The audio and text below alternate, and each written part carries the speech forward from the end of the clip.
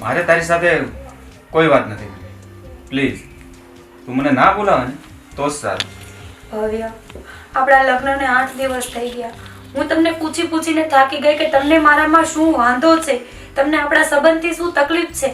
Please તમે મને કંઈ કહો તો મને ખબર પડે.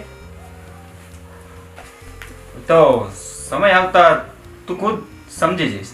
પણ એ સમય ક્યારે આવશે મને તો એ ખબર નથી પડતી કે મેં એવો તો શું ગુનો કરી નાખ્યો છે કે તમે મારી સાથે સરખી વાત કરવા પણ રાજી નથી. જો તમને મારા વર્તનમાં કંઈ વાંધો હોય, તમને મારાથી કંઈ વાંધો હોય તો તમે મને મોઢા ઉપર જ કહી દો.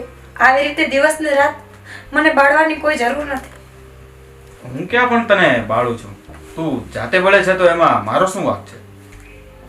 તમે આજે જમ્યા પણ નહીં, મારા હાથનું જમવાનું પણ હવે તમને નથી ભાવતું, તો જિંદગી કઈ રીતે જાશે ભવ્ય?